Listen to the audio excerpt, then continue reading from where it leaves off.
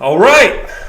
Happy Halloween, boys. Welcome back to another episode of the Boys Fantasy Football Podcast. I am your host, leader, commissioner, BP. Back again to talk about Week 8 and discuss a little bit about Week 9. Real quick, I'm going to run through all of the segments we're going to do today. Talking vibe check, gossip, BP's complaining corner, trade talk, feeling myself. We got Zach's starts of the week. Feeling myself again, apparently. No, only once. And Week 9 matchup preview. And then, of course, we've got loser of the week at the very end of this all. So let's hop right off into it. Vibe check. First of all, no. First of all, we've got a couple of things, obviously. Happy Halloween to all the dads out there. Probably not going to watch this too early because we've all got to do some trick-or-treating tonight. And if you don't have to do trick-or-treating, kind of jealous. Kind of sounds sweet. Trying to wrangle a 2-year-old up and down driveways should be a grind. But it's going to be fun. Probably get some laughs out of it. And, I may cry or do all the shit dads do. And speaking of dads, we have a new one. And he's one of our own. We've, some of you obviously already know. But Zach, congratulations to Zach. Kate had her baby. Kate and you had your baby. Welcome, baby Paisley, to the Boys Fantasy Football Podcast. I'm sure she's going to be watching tonight. I know Zach brings the whole family on board and sits down and watches this show. So welcome, Paisley, to the world. Your parents are amazing. We love them both. And welcome. We're going to talk about it a little bit because Zach comes on for Feeling Myself. He is the guest this week. And we'll be able to talk a little bit about all that. And so I, obviously, back to Halloween, I am going as Gustav. What's his name? Linguini. I'm going as Linguini from the movie Ratatouille. Our daughter's name is Remy. This is Remy right here. And so she's got a little rat costume. And I'm going to go as Linguini. So that's ours. And Marky didn't participate. But she bought the costume, so whatever. All right, back to the podcast. Vibe check. The boys are grinding. We have a lot of just up and down, 3 weeks straight. We've had a lot of changes in the standings. Transaction count is real high. It's what makes this league the best. It's what makes this league the hardest. You can finally start to look at the standings and make sense of it and be like, okay, these are the teams that matter. These are the teams that don't. Me, Peeler. Mister's got 3 wins, but you can't necessarily count them out yet. But, yeah. It is a low week for trades. We only had one trade happen. I'm still trying to work a few trades right now. But talk about on this podcast, we've only got one. And it's kind of an average one. Gossip segment. We're going to get into standings. We're just going to talk about the standings kind of from top down.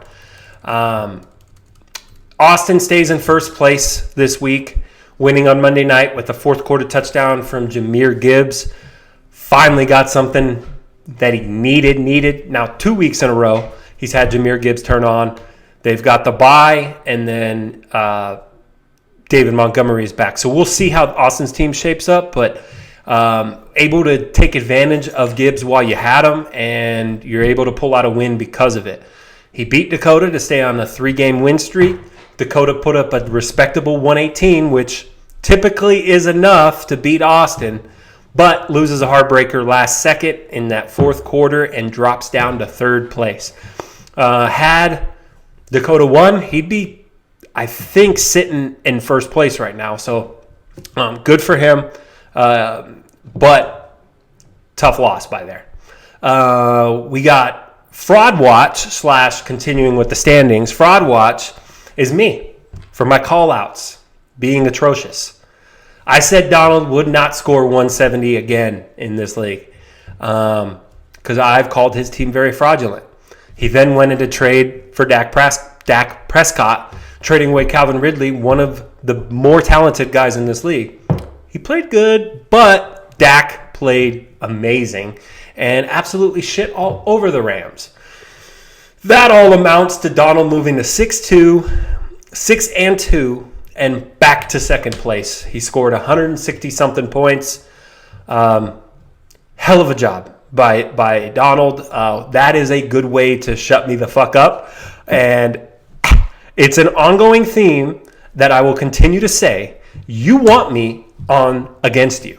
Because no matter what I say when it comes to betting, predictions, and especially fantasy, what I say, the exact opposite happens. And this was another going proof. So Donald shoved it up my hoop with that one, and congrats to him. I'm sure he was absolutely feeling himself. I just didn't want to hear his ass talk, so I did not invite him on feeling myself. Now, continue the good performances, Donald, and I'd be happy to have you on the podcast and come and talk your shit. Braden on the quietest 4-game win streak of all time. Nobody seems to be talking about it. I will. Averaging 124.54 points in the last 4 weeks. That is, other than Zach, I believe that is the second highest over the last 4 weeks. He has made several trades to build this team, and including building his weak receiving core that he had. He now has Nico, Garrett Wilson, Tyler Lockett, and Calvin Ridley. You know, coming from, I don't even know what he used to have, honestly, because that was the team. When I looked at his roster in the beginning of the year, I was like, these receivers are just awful. He has good running backs. He had the JT, Alvin Kamara, and James Conner. And I was like, well, he's got good running backs if they can come back and start playing. Sure enough, they did. Now he's got the running backs to go along with it, minus JT. So he should be getting James Conner back any day now. Braden is now 4th in the rankings. Moving on. Zach is back in the winning column. He's the league's highest scoring team. He puts the beat down on Mister, scoring 163 points with his 3rd highest scoring week this season. That is $150, boys. That is $150 already. He's won. And I think he's got a team that could possibly go win it in the championship. Jared's struggles continue. He's now 4-4 with a massive bye week against me. But he also has bye week issues because half of his team is Lions players. So we'll see if I can take advantage. I doubt it, but he does slide down 2 places to 6th place. Augie got production from nearly every single player on his team up to 7th. He moves up to 7th in the rankings. He is also at 4-4. His bench scored 108 points. His team is not very flashy, but every single player is kind of like a Justin team where every single player scores 10 to 15 points. And when you do that, you can win games.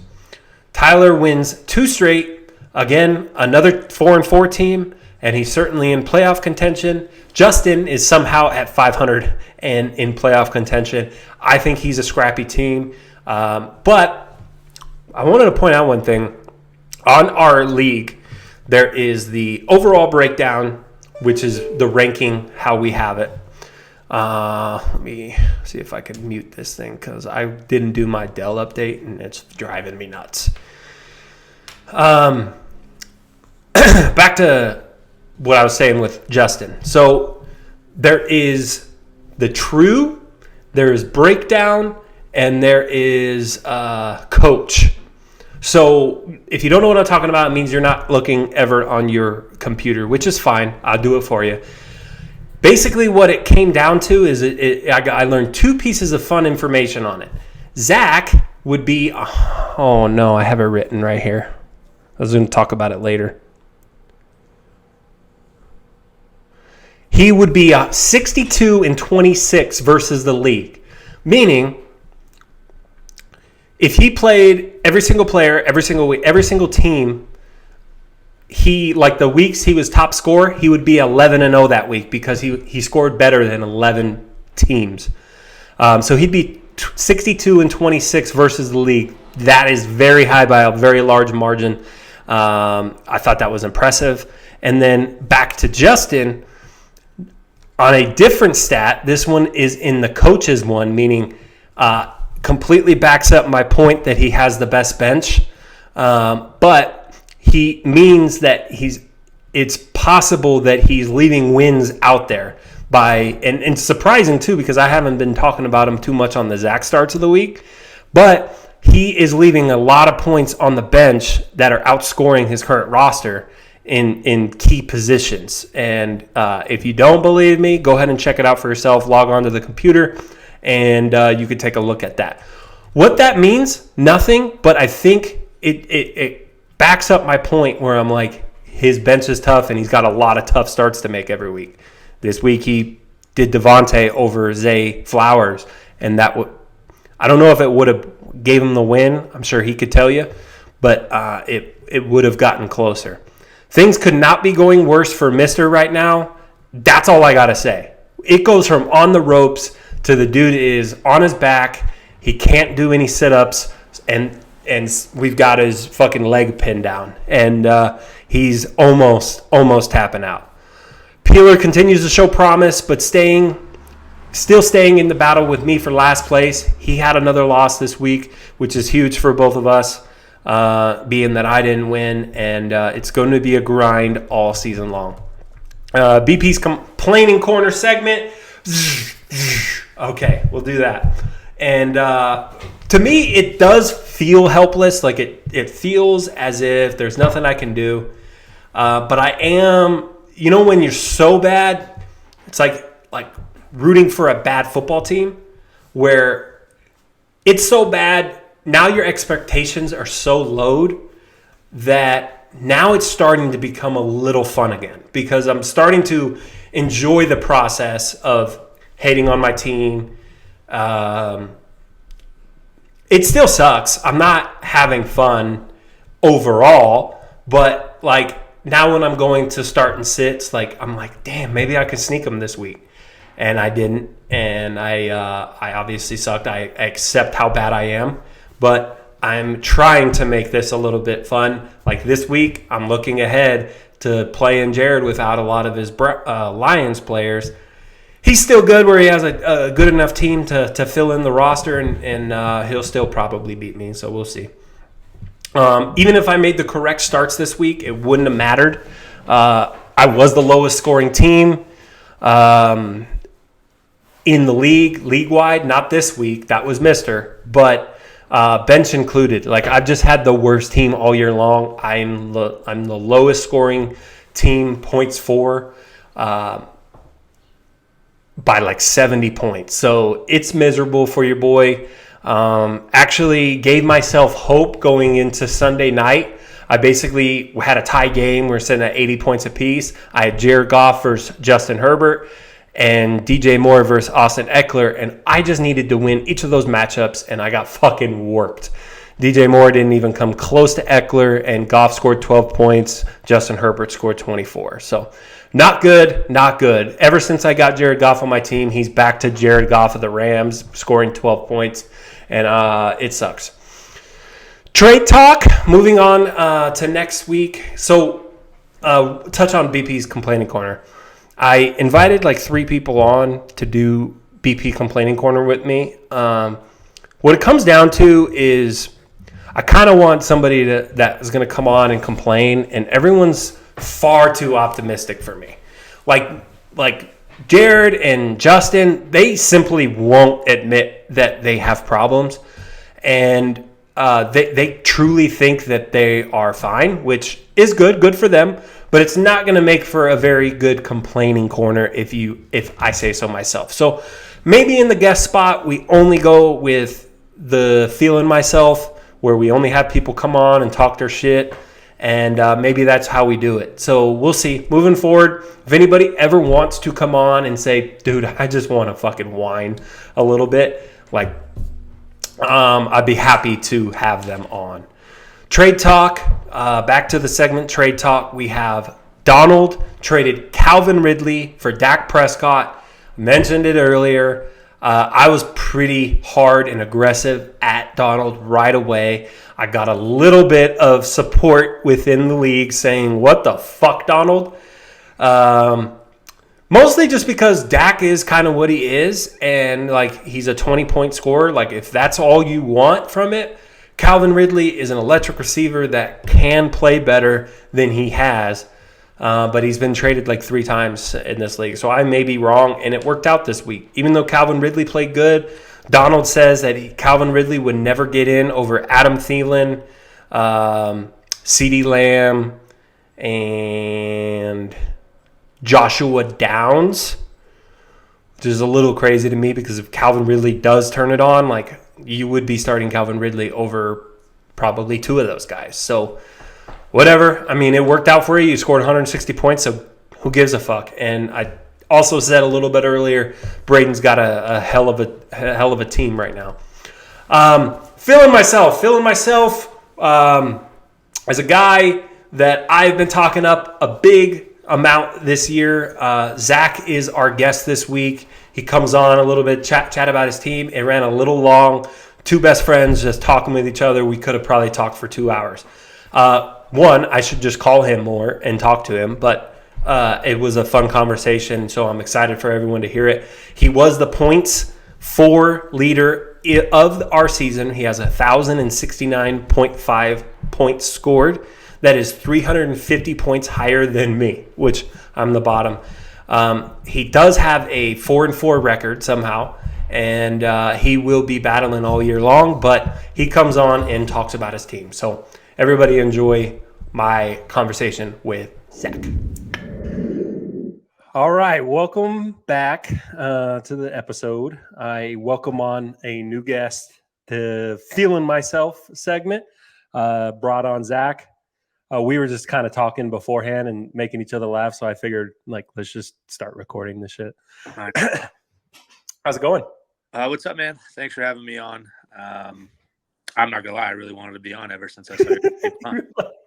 Well, I asked you last week, and you ended up having a baby. So, right.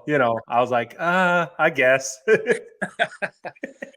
No, yeah, last week would have been tough. We would have been in the delivery room doing this. I'm not sure how that would have went. You even said, like, diehard fantasy guy, true. Like, you were just like, I could probably find a room. It's like, no, dude, that's not how this works. No, I mean, what else am I going to do? That was my thing. And then I realized I do play a much bigger role once that shit happens. Yeah. So congratulations, dude. Thank you, man. It's been awesome so far. What's the dad life like? It's good. Obviously, I think the newborn stage is probably one of the easier stages as far as what you got to do. It is when you looking back. Yeah, sure. Right. Definitely. So obviously I think my anxiety's still up, making sure she's healthy and shit, but she's not even moving yet. So it's not like I'm moving my fat ass around to go chase her or anything. They just sleep. It's awesome. Yeah. Sleep. You have to wake them up to do shit. Right. No, we do. Or else she doesn't eat. Yeah. Well, you ended up pulling out a win with the baby. So you're 1-0 with a baby. Yeah. As a dad. She's a wagon. First week she was here. I win in fantasy, high score. Nebraska wins and the Vikings win. I don't know if that's ever happened. I mean, dude, all 3 of the same thing at the same time. Wow. That's got to be some sort of record. Spoiled ass baby. She doesn't know what I've been through. No. Well, then she has no idea. We had to cap it off with Kurt popping his Achilles. So. Oh, okay. This is the Vikings experience. It was a quick jolt of happiness, and then now we're back to reality. Oh man. Oh, that's great. And then moving on, since this is Feeling Myself, like this is just all about how great Zach's life is, right? Right. That baby happened on a bye week. We talked about it a little bit in text, but how huge is that? You honestly couldn't script it any better than that. Because it's possible she could have came this Friday or last Friday. And yeah. And for those that don't know what I'm talking about, Zach They should, because this only goes out to 12 people. And we should know that Legacy is in the playoffs. They won last week when Kate was close to having a baby, and they won, so they got the first round bye. Right. He had the baby on the bye week. Now we're back to work practicing, and we got who this weekend? We got Clark Friday night. We've already beat them once. Let's do it again. Yeah, we struggled with them, but that's probably for the best. And I do got to say, even if I wouldn't have been there, Dom and them would have been just fine. They ran practice for me all week, and it would have been fine. Okay, so yeah, really? So you guys still? Well, I guess you just wouldn't give the whole team off a week, like coach. But no. They all ran everything, and I just wasn't there, and they did a good job. And we got some new plays and even coming up, so it's probably good for us, to be honest. Okay, to move things along, so I don't have to upload like a 2-hour video tonight, because we could probably talk for a while. Yeah. Feeling myself, yeah. Just go off, man. Tell me why your team is different this year, despite depth. Yeah, I mean, depth is a real issue. But yeah, we're not talking about the bad yet. But I have 3 dudes that are number 1 at their position, with Josh Allen, Christian McCaffrey, and Tyreek Hill. And I don't know if that's just good. I would rather have that than depth right now. Now, that could bite me in the ass here with bye weeks coming up. I don't have Christian McCaffrey this week. But Tyreek Hill can go for 50, and I would win.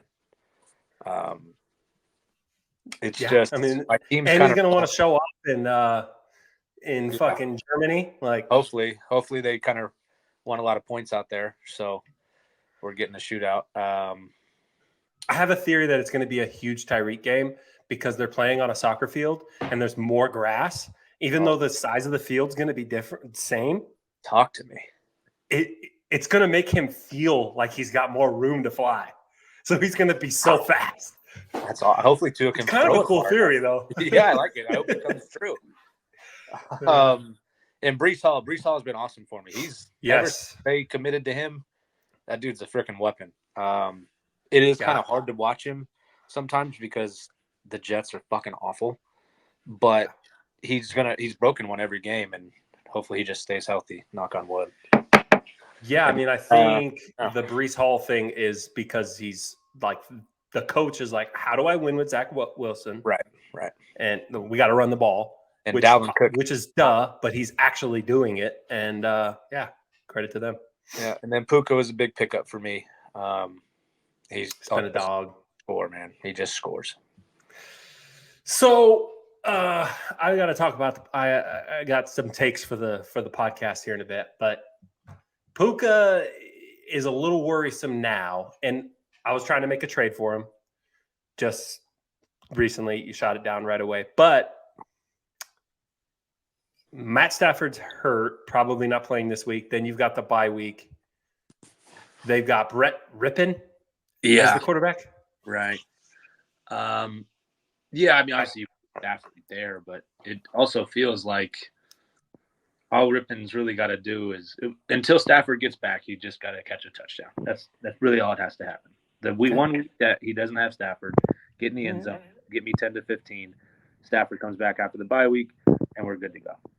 The rest of the way. Okay, that's good. That's good. Hey, just testing the waters there. Yeah. I'm used to complaining the whole time, so I'm not used to the whole positivity, optimism. Yeah, I forgot what segment this was. This is feeling myself. All right. Deontay Ingram receiving a snap last week was banana. That was bad. He touches the week before and wasn't bad, and then he not even like he got hurt and like was out. He didn't even fucking play. He just didn't even. I don't even think he suited up. I don't think he was on the sideline.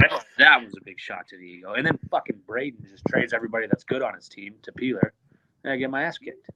But in Braden's defense, he's scoring 130 a week and looks like a wagon. So I guess I can't complain about Braden. Yeah. Just looking at your roster, we touched on the depth. Are you looking to do anything big wise where you're like, oh, I got a guy, I'm going to maybe trade high and get 2 guys to try to build up depth? Or are you going to just take the approach like I've got studs, I'm just going to stay put? I'm kind of open to anything, just trying to make the right decision when it happens. Because fantasy, I've learned over the years, if you try and plan shit out, it's just going to blow up in your fucking face. That's just all that's going to happen. Like, so I do have a trade proposal for you, though. And you got to hear me out on it. Yes, you got to hear me out. Right now, you're in a spot. I need to win now. So yes. Okay, go ahead. Okay, so this could hurt it a little bit, but also help it. You are in a spot where you're struggling to score 100 points. You have one good player. Yes. In now, who's my one good player? I don't even know who he is. Saquon. Oh, okay. I guess. And he's go not ahead. Doing great, but he's not. Well. Okay. So I will give you Puka and Kyler Murray and Ezekiel Elliott if you want them. You don't have to have them. You give me Saquon. Reason being is now you just have more talented guys on your roster.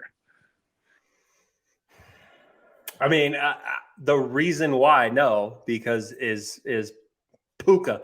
If Puka had Stafford, we talked about it. Yeah, we did just talk about it. I am a little worried about the Puka thing. And who else did you say? Zeke? No shot, dude. No shot. You just picked one guy there that he might as well have been Mike Thomas. Else on the old depth chart, so yeah. I can give Najee years, but I kind of think he might be good for me at the end of the year. Yeah, Puka scored more points coming up. No, we know what's going to happen here. Zeke scores twice next week. Puka scores once with 8 catches, and this is going to look embarrassing. So, not to mention Kyler Murray. Also, I fucking hate Kyler Murray. I just can't. I can't do that. That's fair. I was looking to try and bring something to you, and I don't really. So, and Christian Watson fucking sucks. He's terrible. He's so bad. He's the worst. I'm gonna drop him. I actually Googled today in my history, is Christian Watson a droppable player? Everybody, a resounding yes. Yeah. Yes, he is. A couple of people were like, wouldn't be mad if you held on to him, but definitely don't fucking start him. And guess who started him twice? So, all right. Well, we're at 10 minutes. Zach, thank you for coming on. I think you are a team to be reckoned with. I've been beating your drum all year. Yeah. We'll see. And you've definitely got the playoff yips.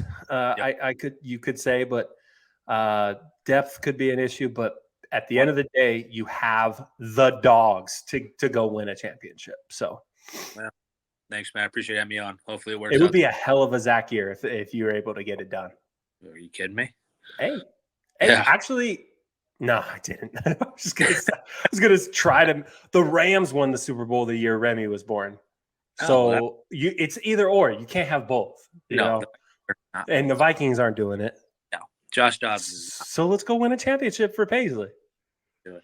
Why not? All right, man. Thanks for coming on. Appreciate it. Talk to you later. Yep. All right, welcome back. Zach starts of the week, where we talk about the bad decisions that some teams have made. Not too many, boys. I mean, it's getting harder and harder to find these ones. I will say Christian Watson should never be started again. And I, once again, started him over Zach Moss. When the fuck am I going to learn?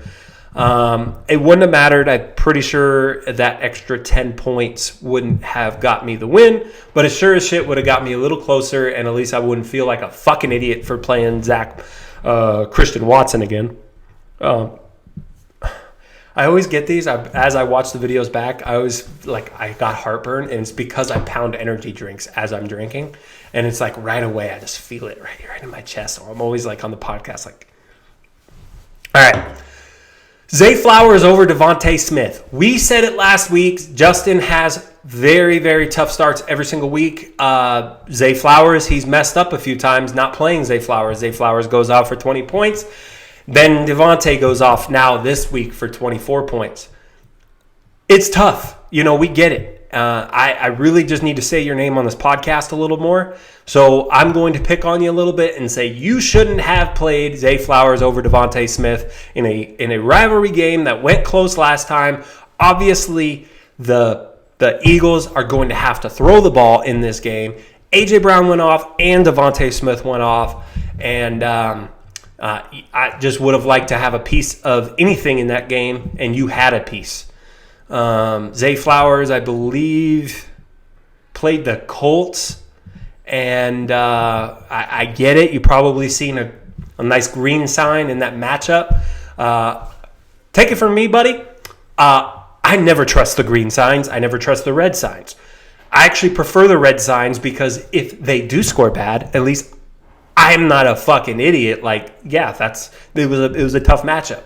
But if it's a green sign now, and if you make a start based on it being like a green matchup, now you're just the idiot for trusting a computer and not playing your own fucking team. So, anyways, last one, Tony Pollard over Javonte Williams. I'm honestly just a hater of Tony P. I don't think he's a number one, and it's being proved over and over again. I think if I look, I'm not going to make everybody see me try to struggle with the computer for 3 seconds, but I couldn't imagine he has more than one 20-point week.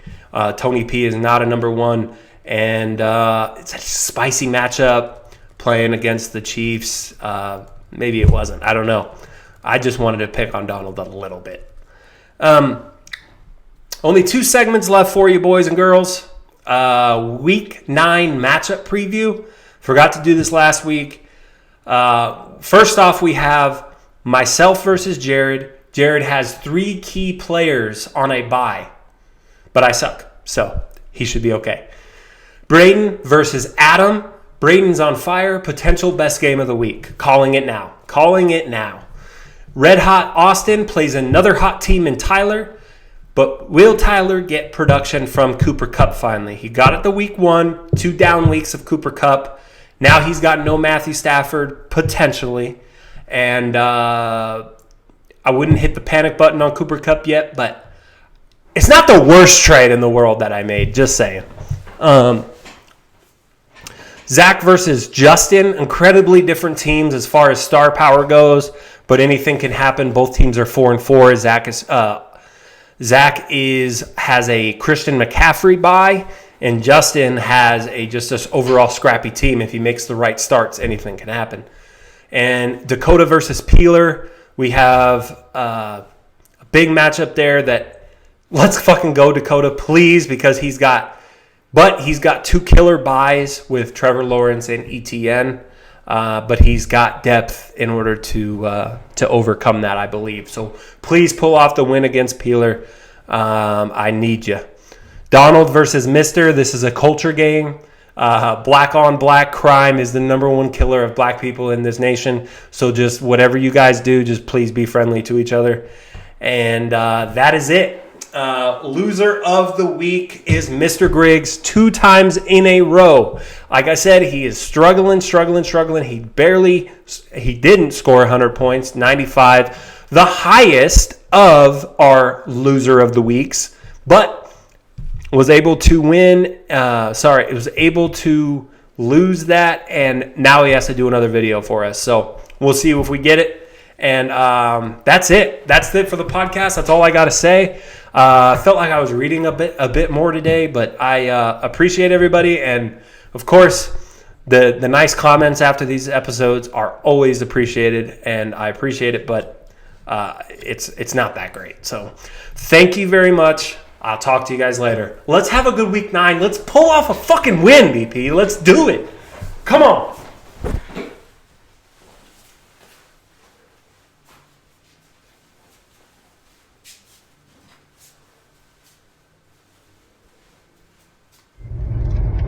Low score again, fellas.